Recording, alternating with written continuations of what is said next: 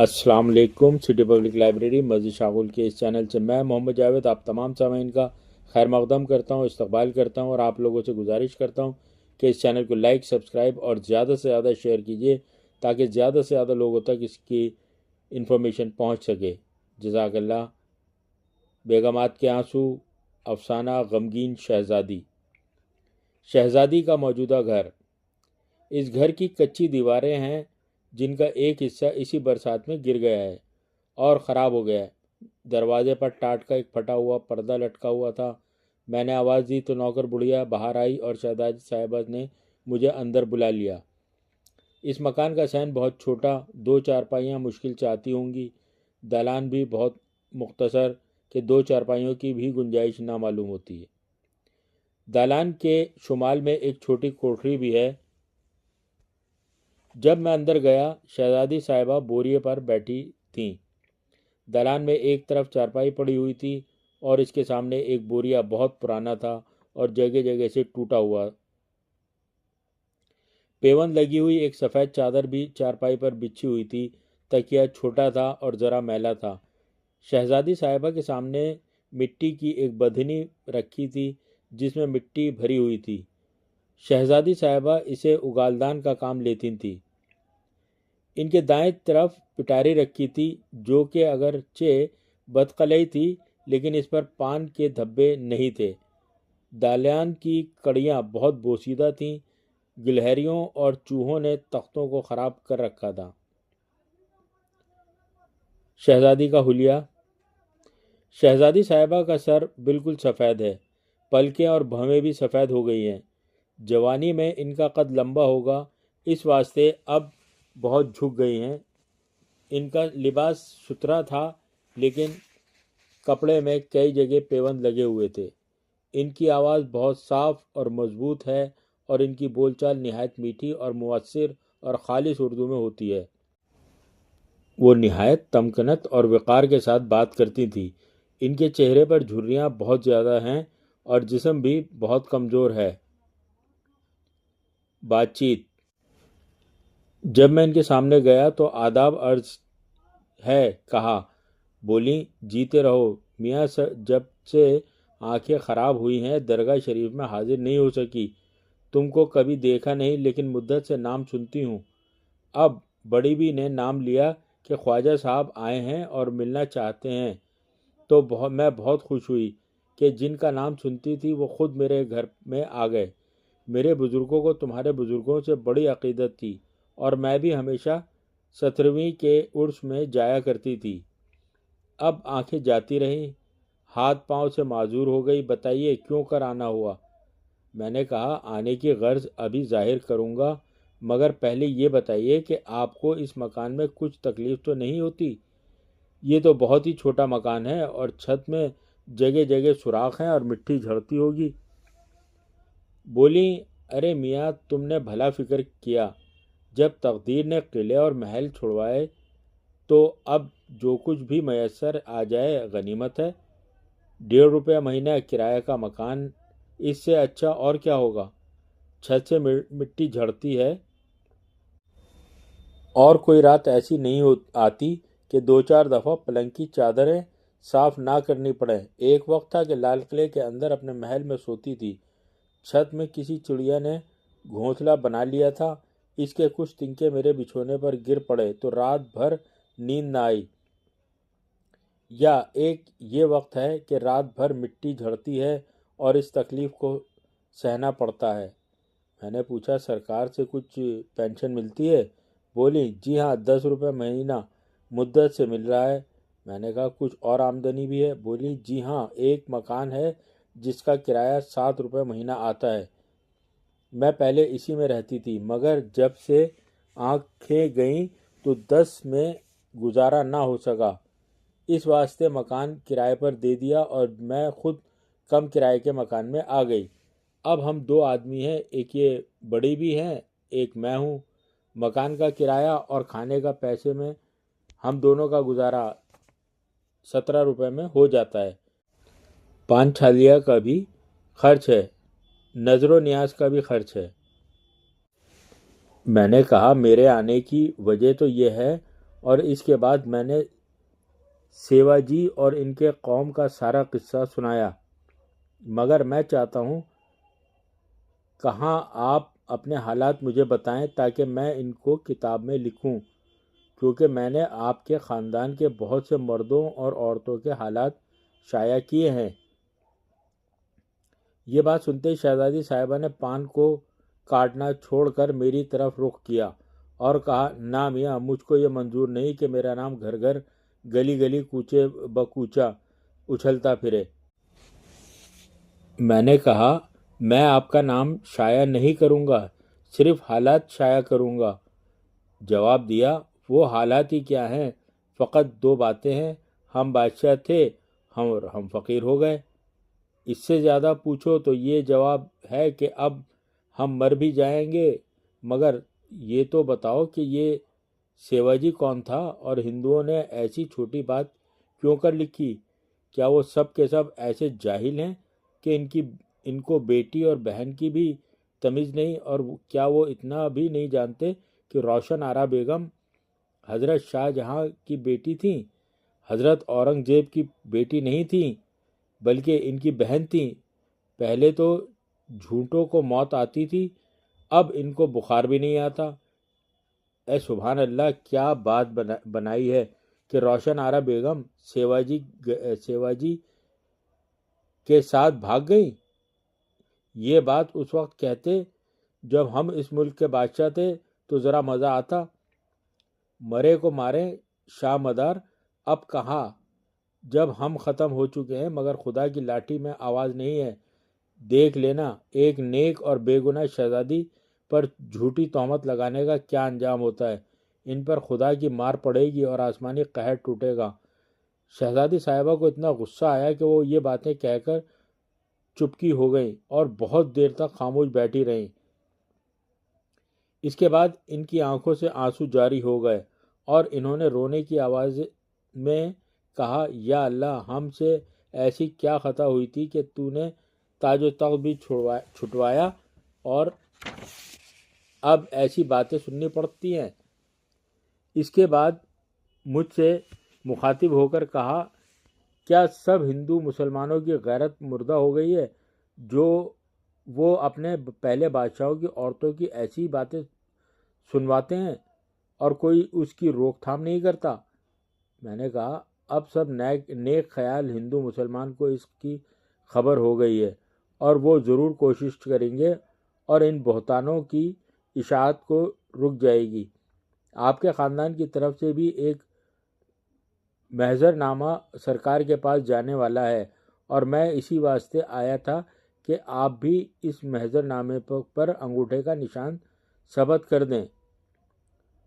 بولی، یہ کام مردوں کا ہے، میرے انگوٹھے کے نشان سے کیا ہوگا؟ میں نشان و شان کی نہیں کرتی۔ سرگزشت۔ میں نے کہا، تو اپنے حالات بتا دیجئے، میں نام اور پتہ شائع نہیں کروں گا۔ مگر شہزادی صاحبہ کو اس قدر غصہ آ گیا تھا کہ وہ بہت دیر چپکی بیٹھی رہیں اور پٹاری اپنے قریب سرکا کر میرے لیے ایک پان کا ٹکڑا بنا لیا اور ٹھنڈا سانس لے کر بولی، میاں، غدر میں میری عمر 10-11 سال کی تھی۔ ہم قلعے کے اندر رہتے تھے اور بادشاہ سلامت ہمارے خاندان سے کچھ ناراض تھے، لیکن ہماری تنخواہ مہینے کے مہینے مل جاتی تھی۔ میرے 3 بھائی تھے اور بہن فقط ایک میں تھی۔ والد نے آخر عمر میں بھی ایک شادی کر لی تھی، حالانکہ میری اماں بھی زندہ تھیں، اور اس بڑھاپے کی شادی کی وجہ سے میری اماں اور شوکن میں بھی لڑائی جھگڑا رہتا تھا اور ہم تینوں بہن بھائی بھی سوتیلی ماں سے لڑتے جھگڑتے رہتے تھے۔ مگر مجھ سے سوتیلی ماں کو بہت محبت تھی اور میں اپنی سگی اماں اور سوتیلی اماں کی لاڈلی بیٹی کہلاتی تھی۔ ہمارے گھر میں کئی عورتیں اور کئی مرد خدمت گاری پر نوکر تھے۔ قدر سے 6 مہینے پہلے میری سوتیلی اماں کو ہیضہ ہوا اور وہ مر گئیں، اور میرے 2 بھائی بھی اسی زمانے میں ہیضے سے مر گئے، اور جب غدر ہوا تو ہم صرف 2 بہن بھائی اور ایک ابا حضرت اور ایک اماں حضرت موجود تھے۔ بادشاہ سلامت قلعے سے نکل کر ہمایوں کے مقبرے میں چلے گئے اور بھی سب قلعے کے رہنے والے باہر نکل گئے اور قلعہ خالی ہو گیا، مگر ہمارا مکان قلعے کی عمارتوں سے ذرا الگ تھا اور بہت مضبوط تھا، اسی لیے ابا حضرت راضی نہیں ہوئے اور انہوں نے کہا باہر جائیں تو وہاں بھی مریں گے اور باہر کا مرنا بے غیرتی کا مرنا ہوگا، اسی واسطے یہیں گھر میں رہو، جو خدا کو منظور ہوگا اسی گھر میں ہو جائے گا۔ بادشاہ سلامت کے جانے کے بعد 2 دن تک ہمارے گھر میں کوئی نہیں آیا، باہر کے نوکر اور گھر کی مامائیں سب بھاگ گئی تھے، ہم نے گھر کے دروازے بند کر لیے تھے، ڈیوڑی میں 3-4 دروازے تھے اور موٹی موٹی کنڈیاں، بھاری کواڑ ان میں لگے ہوئے تھے۔ تیسرے دن مکان کے باہر گھوڑوں کی ٹاپوں اور بہت سے آدمیوں کے بولنے کی آوازیں آئیں، کسی نے دروازے توڑنے شروع کیے۔ میرے بھائی کی عمر 16 برس کی تھی۔ ابا حضرت نے فوراً وضو کیا اور بھائی سے کہا میاں اٹھو، تم بھی وضو کرو کہ مرنے کا وقت آ گیا ہے۔ یہ بات سن کر میرا دل دہل گیا اور میں اماں حضرت کو جا کر لپٹ گئی، وہ رونے لگیں اور مجھ کو پیار کیا اور کہا گھبراؤ نہیں، اللہ مددگار ہے، شاید وہ کوئی صورت جان بچنے کی نکال دے۔ اس کے بعد ان سب نے وضو کیا اور ترت ہم سب نے مصلے بچھا کر اور سجدے میں سر جھکا کر اللہ میاں سے دعائیں مانگنی شروع کی۔ دروازے توڑنے کی آواز برابر آتی رہی، ہم سب سجدے ہی میں تھے کہ 10-12 گورے اور 10-12 سکھ بندوقیں لیے ہوئے، جن پر سنگینیں چڑھی ہوئی تھی، گھر کے اندر آ گئے۔ ابا حضرت اور بھائی سجدے سے فوراً کھڑے ہو گئے اور اماں حضرت نے مجھ کو گود میں لے کر چادر سے منہ چھپا لیا۔ ایک سکھ نے ابا حضرت سے پوچھا تم کون ہو اور یہاں کیوں بیٹھے ہو؟ ابا حضرت نے جواب دیا یہ میرا گھر ہے اور میں اس میں رہتا ہوں، شاہ عالم بادشاہ کی اولاد میں ہوں۔ اس سکھ نے انگریز افسر کو یہ بات سمجھائی۔ انگریز افسر نے ٹوٹی پھوٹی اردو میں کچھ کہا جس کو میں نے نہیں سمجھا، تو پھر اس سکھ نے ابا حضرت کو سمجھایا کہ صاحب کہتے ہیں کہ بادشاہ بھاگ گئے ہیں اور سب لوگ بھاگ گئے ہیں، تم کیوں نہیں بھاگے؟ ابا حضرت نے کہا بادشاہ ہم سے ناراض تھے، اسی واسطے نہ وہ ہمیں اپنے ساتھ لے گئے اور نہ ہم ان کے ساتھ گئے، اور ہم نے سپاہیوں کے بلوے میں بھی کچھ حصہ نہیں لیا، اور ہمیں یقین تھا کہ انگریز سرکار بے گناہ آدمیوں کو نہیں ستاتی، ہم بے گناہ تھے اسی واسطے ہم نہیں بھاگے۔ انگریز افسر نے کہا تم کو پہاڑی پر چلنا ہوگا، ہم تحقیقات کریں گے، اگر تم بے گناہ معلوم ہوئے تو تم کو جان کی امان ملے گی۔ ابا حضرت نے کہا میرے ساتھ میری بیوی اور ایک چھوٹی بچی ہے اور یہ کوئی اور سواری نہیں ہے اور ان عورتوں کو پیدل چلنے کی عادت نہیں۔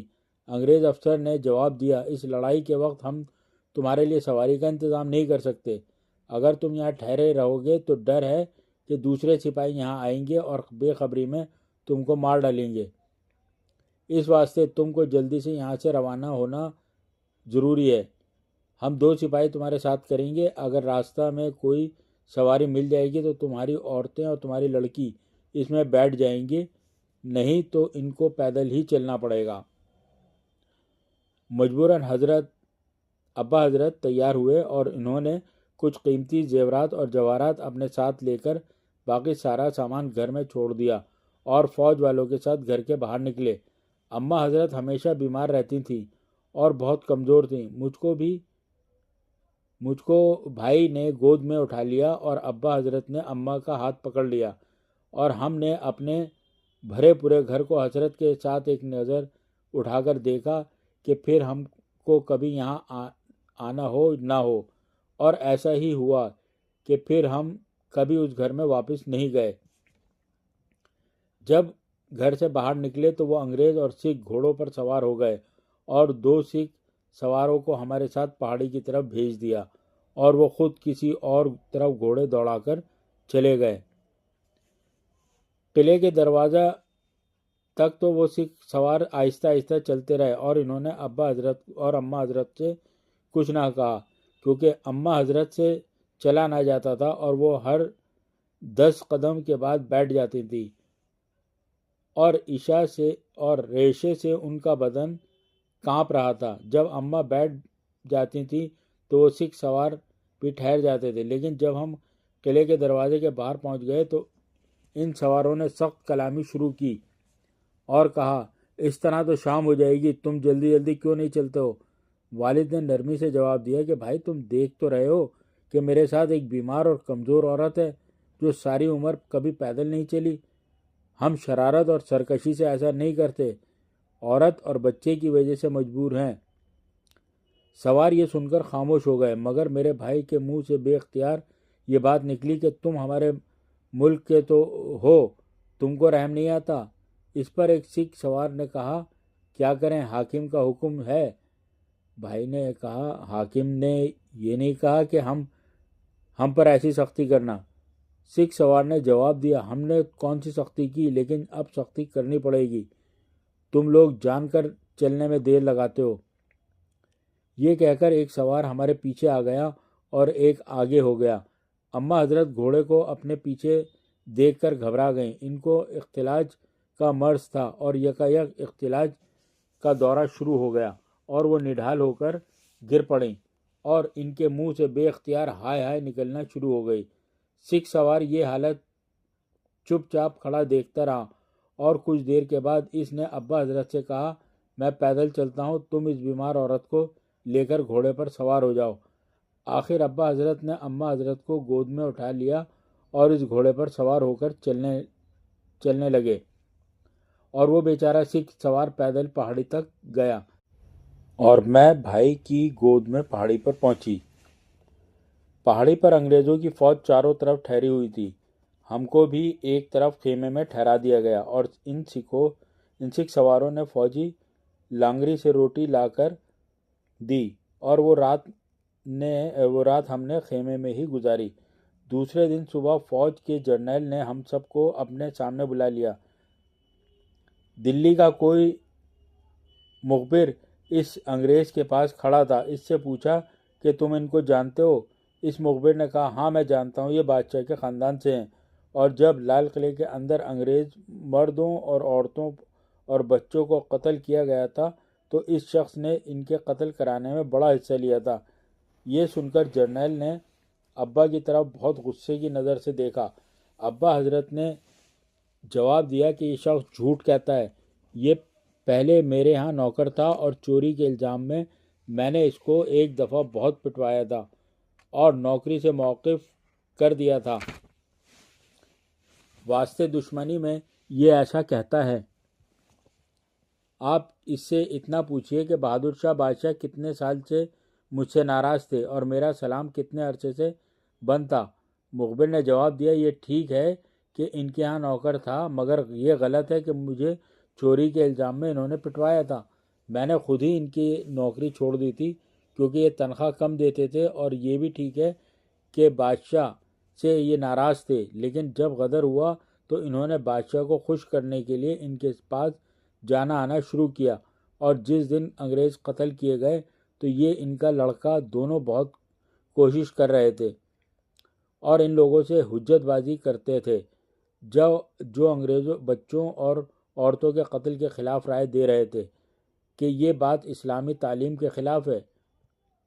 اس وقت ان دونوں نے یہ کہا کہ سانپ کو مارنا اور ان کے بچوں کو چھوڑ دینا عقل مندوں کا کام نہیں ہے، اور محض انہی دونوں کے کہنے سے ان بچوں اور عورتوں کو قتل کیا گیا۔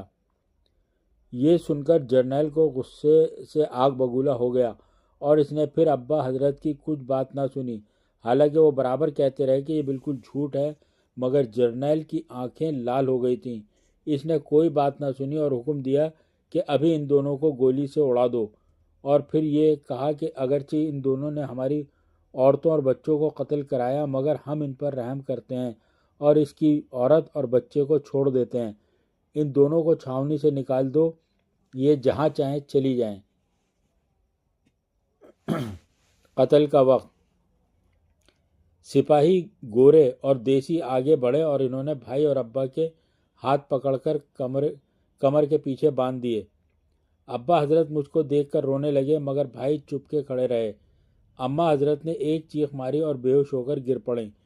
میں دوڑی کہ ابا حضرت کو چمٹ جاؤں، مگر ایک سپاہی نے مجھ کو زور سے دھکا دیا اور میں اماں حضرت کے اوپر گر پڑی، اور میں نے دیکھا کہ ابا حضرت اور بھائی کو سپاہی کھینچتے ہوئے دور لے گئے اور ان کے سامنے 5-6 سپاہی بندوقچے لے کر کھڑے ہوئے اور ان کے پاس جرنیل بھی کھڑا ہو گیا اور اس نے کچھ زور زور سے باتیں کی جن کو میں سمجھ نہ سکی۔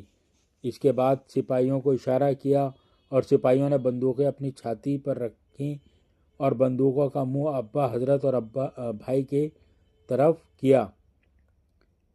اس وقت ابا حضرت کی آواز آئی اور انہوں نے میرا نام لے کر پکارا اور کہا، لو بیٹی، اللہ بیلی، ہم دنیا سے جاتے ہیں۔ اور بھائی کی آواز آئی، اماں اماں، مجھ سے تمہاری تنہائی دیکھی نہیں جاتی، سلام، میں مرتا ہوں۔ بندوقوں کی آوازیں آئیں اور بہت سا دھواں نکلا۔ میں نے دیکھا بھائی اور ابا خاک میں لوڑ رہے ہیں۔ میں رو رہی تھی اور میرا دل ڈر کے مارے بیٹھا جاتا تھا۔ اماں کو ذرا ہوش آیا اور میں نے ان سے کہا، بھائی کو اور ابا کو مار ڈالا، دیکھو وہ خاک میں تڑپ رہے ہیں۔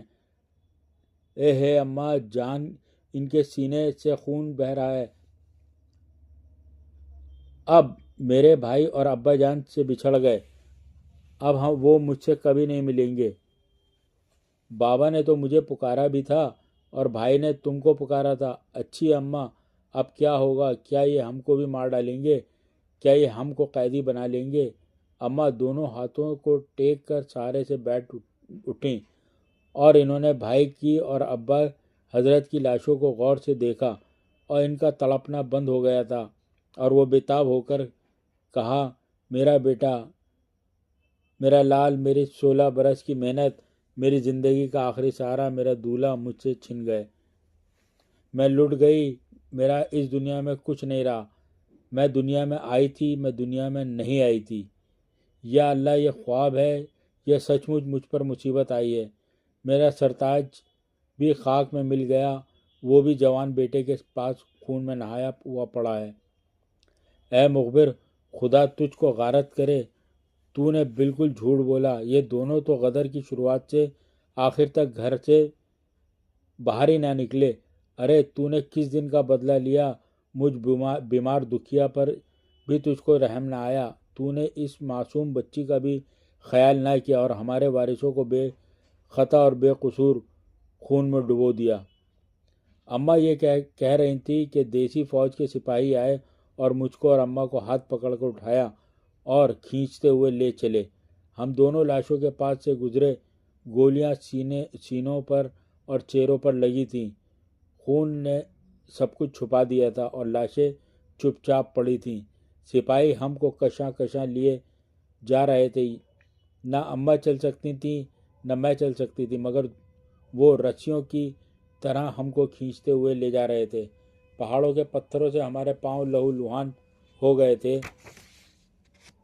اور میں نہیں کہہ سکتی کہ دنیا میں جیسی تکلیف اس وقت ہمیں تھی، ایسی تکلیف بھی کسی کو پیش آ سکتی ہے۔ فوجی چھاونی سے باہر لا کر سپاہیوں نے ہم کو چھوڑ دیا۔ اماں بالکل بے ہوش پڑی تھیں اور میں ان کے پاس بیٹھی رو رہی تھی۔ تھوڑی دیر میں ایک گھسیارا گھاس کی گٹھلیاں لیے ہوئے وہاں سے گزرا اور میرے پاس آیا اور اس نے گٹھلیاں سر پر سے اتار کر اماں کو دیکھا اور کہا، یہ عورت تو مر گئی۔ وہ ہندو تھا، مجھ کو وہاں چھوڑ کر چھاونی میں گیا اور وہاں سے 2-3 مسلمان گھسیاروں کو لایا اور ان سب نے کہا یہ عورت مر گئی۔ انہوں نے میرے اور میری اماں کے ہاتھوں سے اور گلے سے زیور اتار لیا اور کہا کہ جب ان کے مرد مارے گئے تو ان کے پاس سے بہت سے جواہرات نکلے اور وہ سب سرکاری خزانے میں گئے، مگر یہ ہمارا حق ہے۔ اس کے بعد انہوں نے گڑھا کھود کر اماں کو دبا دیا اور 2 آدمی مجھ کو اٹھا کر اجمیری دروازے کی طرف لائے اور یہاں چھوڑ کر چلے گئے۔ میں اکیلی بیٹھی رو رہی تھی کہ خانم کے بازار کے مسلمان سنار اپنی عورتوں کو لیے ہوئے وہاں آئے جو قطب صاحب جا رہے تھے اور وہ مجھ کو بھی اپنے ساتھ قطب صاحب لے گئے۔ اور جب شہر میں امن چین ہو گیا اور وہ مسلمان سنار بھی دہلی میں واپس آئے تو مجھ کو میرے رشتے کے چند شہزادوں کے حوالے کر دیا اور میں انہی کے پاس رہ کر بڑی ہوئی اور انہی میں میری شادی ہوئی اور شادی کے بعد ہی میری پینشن ہو گئی۔ خدا نے مجھے کئی بچے دیے مگر کوئی زندہ نہ رہا، یہاں تک کہ شوہر بھی انتقال کر گئے اور اب 4 سال سے آنکھوں بھی جاتی رہیں۔ سن لیا میاں مجھ دکھیا غمزدہ کی یہ کہانی؟ میرے رونگ رونگ سے ہائی کی آوازیں آتی ہیں۔ میں نے اس دنیا میں بس 10 برس کی عمر تک عیش دیکھا ہے اور 70 برس مصیبتیں اٹھائی ہیں۔ اب قبر میں پاؤں لٹکائے بیٹھی ہوں، آج مری کل دوسرا دن۔ یہ بڑی بھی بیچاری مل گئی ہیں، بازار سے ضرورت کی چیزیں خرید لاتی ہیں اور رات دن پاس بیٹھی رہتی ہیں، اور ہم دونوں آخری عمر کے یہ غمگین دن مل جل کر کاٹ رہے ہیں، بول چال کر جس طرح ہوتا ہے گزارا کر رہے ہیں۔